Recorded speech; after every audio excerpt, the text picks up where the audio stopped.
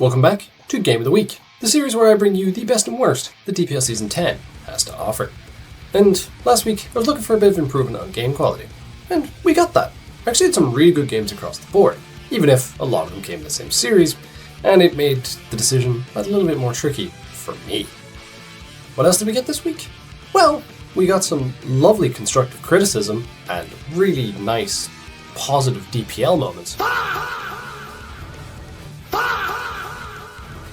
And, once again, we proved that Champions Tier might be cursed if you're a member of Trick of Eye, which, unfortunately, I'm part of that equation.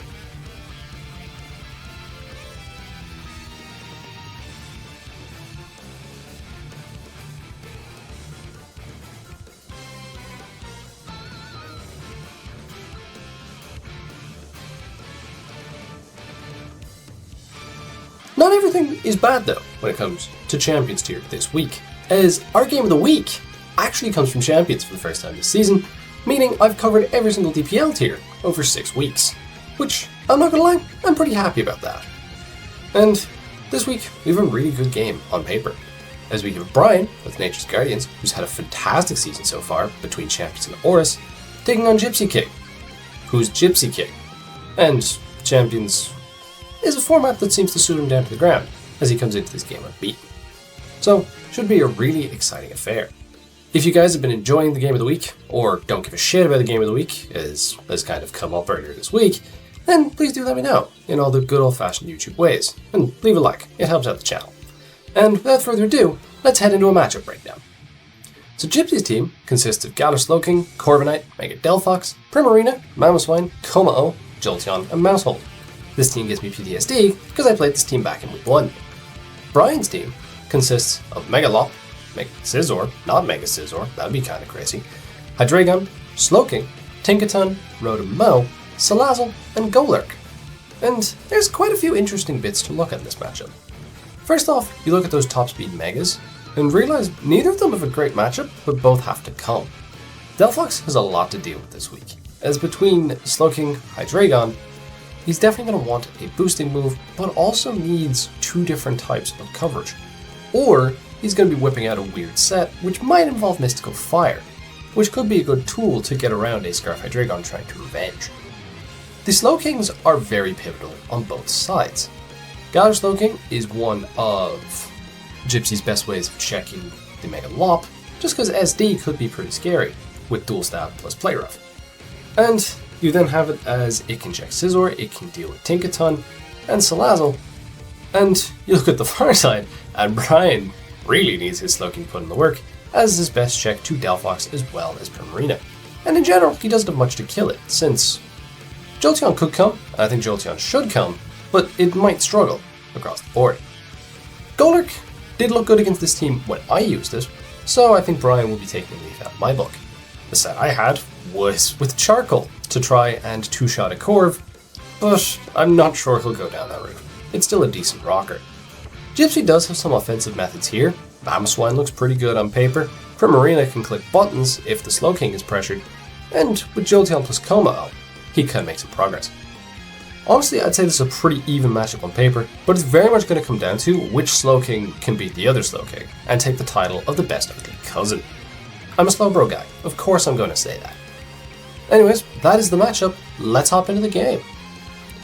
We get into the game here, and we have a few surprises on Team Preview. We see that Bryann is opted to leave the Hydreigon at home, which I get. it makes sense seeing as there's stuff like Ice Shard and Primarina can kind of deal with it fairly well, because Dragon Net's Thunderfang isn't exactly going to get you anywhere too far anytime soon. And Gypsy has decided to bench the Jolteon, which, like I said, did have a decent matchup in terms of coverage, but maybe just didn't quite do enough damage here. And we do see the Golurk, to the surprise of nobody.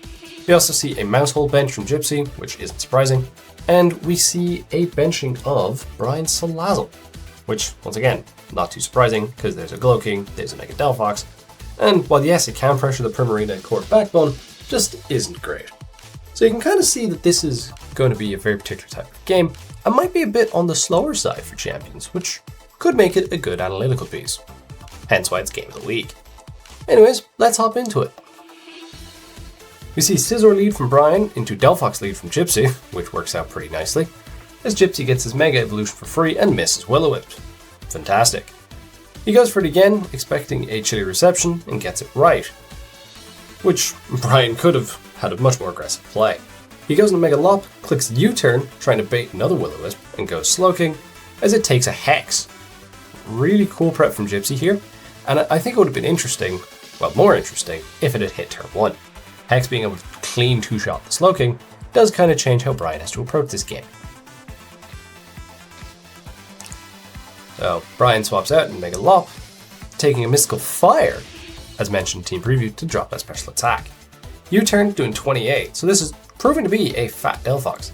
Dazzling Gleam comes out, does 19, was an alright mid-ground click, putting it back in range of Hex. We see the Mega Lop come back in on a Hex, as that was what killed the Slowking there. Corviknight comes in on what you would expect to be another U-turn, but is actually a fake out, showing with no Rocky Helmet in this game that it's a free click.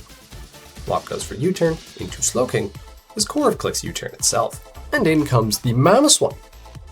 With Slowking at 60%, probably a good opportunity to just click Knock or get up Rocks. We see Rocks from Gypsy as Scizor is the check. We see a knockoff getting rid of the lefties, expecting a defog, which Bryann clicks. Bullet Punch does 59, and Citrus Berry means it's not in range for another one, as Stealth Rock goes back up and puts Bryann in a predicament. EQ on the Roost, as this proves to be a very Fizz-Def Scizor. 41, defog, and can he get he does not get the kill, as Roost is clicked again. Bullet Punch on the Rocks once again, as here in comes the Delphox on the Roost, as this is the way to guarantee that Rocks stay up. Mega Lock comes back in, as we see Mystical Fire taking it out. So the Delphox finally has its kill. Slowking comes in, knowing that it's out of range of Hex, as in comes the Kommo to take this Scald.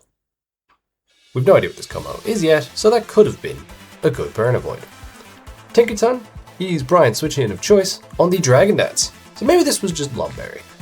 As we see a Choice Scarf reveal from Bryann, as Player Rough takes out the Kommo, and that changes things quite a bit. Scarf Tinkerton's definitely an interesting call, especially seeing as there's a Corviknight, but it does get you out of the particular bind that is DD Kommo that could have been pretty scary. We see Mega Delphox come back in here, as Play Rough does 15, as Hex is clicked by Gypsy on the aggressive switch, doing 24. Slowking comes in, takes a Mystical Fire. It is not going to be in range of a Hex, and Scald's going to be able to take it out. So Gypsy has to switch and goes into Primarina. Scald does 8, and does not get the burn once again, so the water's proven to be quite cold. We see an Encore to prevent chilly reception, as the Scald once again does not burn. Bryann switches out here into Rotom-Mow, as we see a flip turn here from the Primarina, meaning we know what's coming back in here is this Delphox. Slowking comes back in. Does Gypsy get the play right this time? He does, doing 64, and now it's just a bunch of 50-50s. Slowking swaps out, in comes the Tinkerton. Does Gypsy click Mystical Fire? He does. Great plays there from Gypsy, taking out the Scarf Tink, which was the most expendable mon on Bryan's team. Golurk comes in here, knowing that it threatens basically everything, as in comes the Corv, as Rocks go up big from Bryann. Scizor comes back in here, as this is likely, as we see a Brave Bird clicked, no defog from the Corv as of yet, as the Brave Bird does 26, as Roost comes out. So neither side really wants to click defog right now. Corviknight sets a light screen as Scizor U turns out, and back in comes the Golurk. We see Trick, Choice Scarf, Golurk. Really good prep from Bryann here, as Brave Bird does 38, isn't even able to two-shot, and the little bit left of his recovery is quite nice. Scizor comes in, is not in range of 2 Brave Birds, and this game just got a whole lot tougher for Gypsy. The Roost comes out from the Scizor, as we see a fast U-turn into Slowking, as we see our first face-off with these two. Sludge Bomb does 22, so most likely Bryann's just going to take his regen turn, as he lives on 1, and that's huge. Because he gets the Chilly Reception off, gets his regen, back in comes the Golurk to threaten a kill. Because Poltergeist looks extremely free. We do see the Corviknight come back in here, that we know is Choice Scarf, as he actually clicks Heat Crash, doing 43. Maybe he's not Poltergeist. Scizor comes back in, we know this takes Brave Birds very easily. We actually see a crit. Is he able to get one more? Nope. He doesn't add a recall either though, which is interesting. As Roost does that much, as Bryann decides to get up another Roost on the Brave Bird as Corb dies to recoil. Slowking comes back in here because the Delphox isn't healthy enough to come in, especially with rocks up. Golurk comes in on the U-turn. His Flamethrower does 26, meaning this can take another one later on, as Gypsy makes the decision to sack off the Delphox, but as I mentioned, Bryann does the Poltergeist. He clicks Headlong Rush into the Levitate Mon, and this is unfortunate.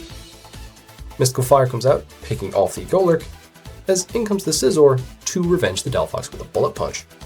The Scizor looks pretty problematic. Slowking comes back in here, probably to click Flamethrower again, as U-turn does 21, as we see the Rotom coming in. This Flamethrower does 44, not enough to kill, as we see leftovers on the Rotom. The Light Screen comes out, as we see Sludge Bomb, no poison, so the Rotom lives, and we see a Pain Split, meaning that it can take yet another one. And we're going to sit here for a while. We see a Volt Switch into the Slowking that is going to be able to take at least one, thanks to this Light Screen. And is Gypsy going to be able to get the roll this time? He doesn't risk it. He goes for regen and swaps out into the Prim on a Slack Off from the Slowking. Makes sense. As the regen now means the Slowking's at like 90, and that thing looks like a problem, especially since Gypsy clicks Encore. Now Swine comes in, and on the Pain Split, good play from Gypsy. When Grassman could have just taken it out. Scizor comes in here.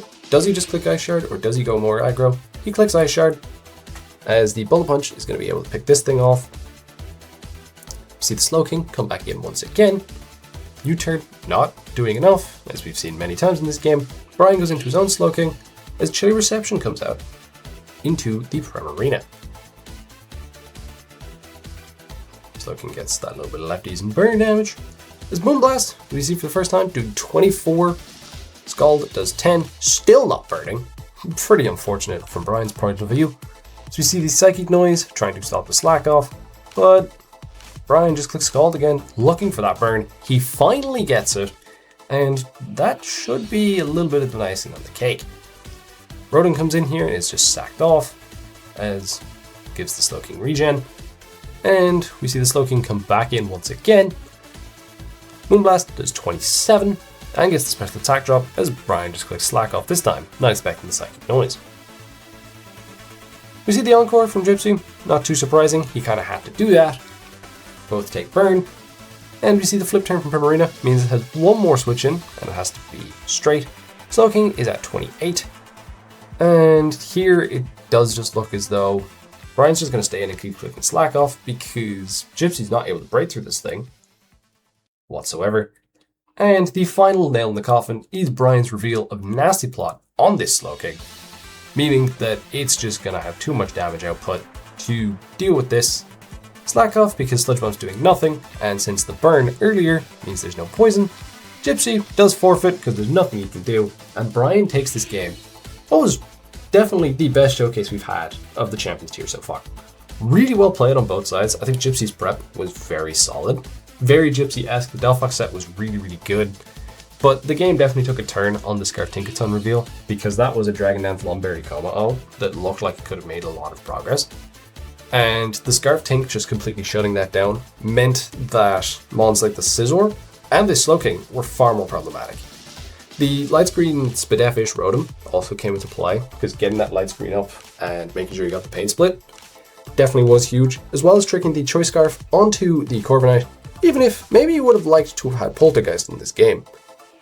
But I get it, since Tinkaton was likely going to be clicking knockoff at times. I think, on Gypsy's perspective, there's not much else he really could have done.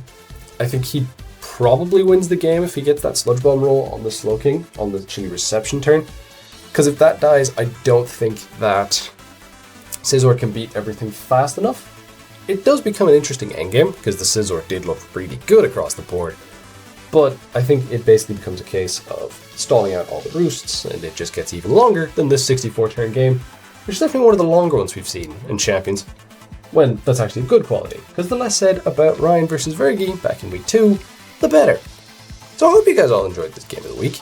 Shout out to this series in general, by the way. This had some really good games. Like, Bobbert's game against Pyro was also in this series of really, really high quality, and it was difficult to differentiate between the two for what deserved the nomination and eventual win. So I hope you guys all enjoyed that, and I'll see you in week 7, where we've got some exciting things coming up. And maybe there'll be some scores to settle. Hope you all enjoyed, and I'll see you next week. Peace!